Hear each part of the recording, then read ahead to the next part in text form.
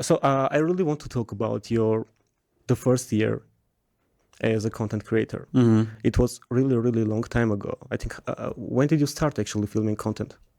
I think start of 2018 was my first videos that, when I first really committed to making videos. But it didn't just randomly come about. So you're asking about how did I get into it? Or Yeah. Okay. So I've been a magician since I was a kid. So I had this skill. And so I got hooked on magic when I was about 6. And it was always my passion. So when I had done my, let's say, it's called A levels in the UK. So you do that before you go to university. So you get your qualification, you've got your tick in the box to go to uni. So everybody was telling me obviously to go to uni. I didn't want to go, and I wanted to be a magician. So my dad really wanted me to go. I said, sorry, Dad, I'm gonna actually not go to uni. I'm gonna become a magician. Yeah. So you're 17 at this point? I was about 18, right? Yeah. So my dad was very disappointed at the time. He's very proud now. But, as you can imagine, if you say to any parent, I'm going to become a magician, it sounds like a crazy idea. Yeah. But I knew I could make it work if I just had some time to commit to it. So the first, let's say, up until I started social media about when I was about 22 years old. But before that, I was doing magician gigs all over the UK. So I was doing lots of like private parties, weddings, corporate events. I was performing all the time.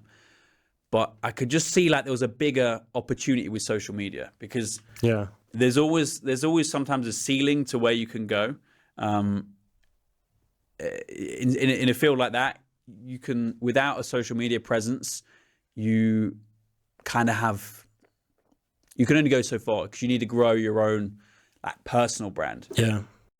But I think back in 2018, we were just like, it was the kind of time where, let's say if you went 5 years before that, 3 to 5 years before that, it was all about TV, yeah? Yeah. So let's say, in my instance, being a magician, if you wanted to be a famous magician, you'd have to have a TV series, land a TV series, which is like a lottery because there can only be like, in UK, I mean, how many TV magicians who are big can you have?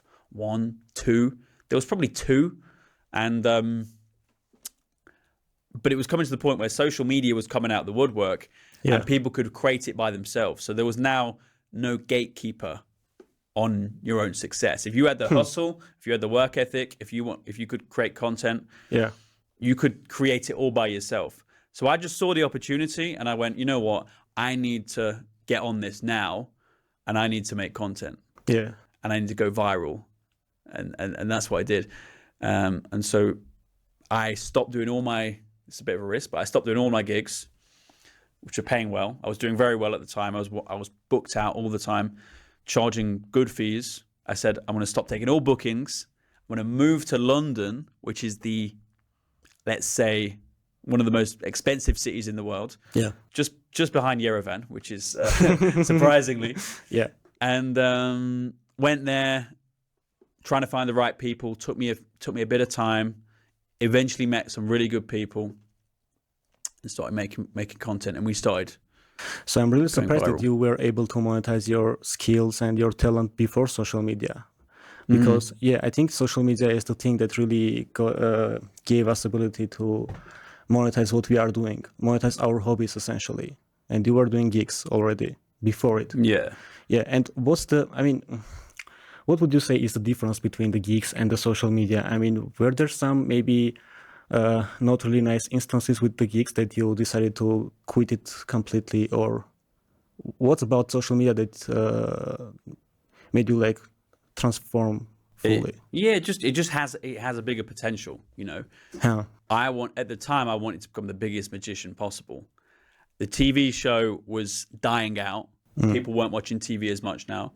And social media had enormous potential. You could become, I just thought at the time, I remember who were the biggest people at the time. And for me, it was Jake and Logan Paul were making vlogs, right? Yeah. And I just thought to myself, you know what? First of all, if Logan Paul came out tomorrow. This was when he was at his peak, just before the Suicide Forest Japan thing. Yeah. Right? I mean, he was flying. I thought, mate, if Logan Paul came out tomorrow and he said, you know what, guys, what's up, Logang, right? I've got a confession to make. You know what? For the last 15 years, I've kept it to myself. It's been a private hobby, but I'm actually a magician. Watch this. Pulls out some cards, does some magic tricks. I thought, well, Logan Paul is instantly the biggest magician in the world, right? Now, luckily for me, he doesn't do magic. I don't need the competition. But I thought that's crazy when you think about it. All these magicians who've been hustling for years could be blown out the water like that because this guy's got an audience. Through Vines, right? Well, through Vine and then YouTube, yeah. So I thought, yeah, the ultimate holy grail is building an audience, because then no matter what you do, no matter what business venture you have, because to be honest, I was always quite entrepreneurial in my thinking. Whatever business venture you have, if you have an audience first, you can make it work. Yeah. All the hustle of like trying to find customers, if you already have an audience of people, whatever you want to start, you can kind of start without having to do this, build it up from scratch. Yeah. So I just thought it was the only thing to do. It's the obvious thing to do.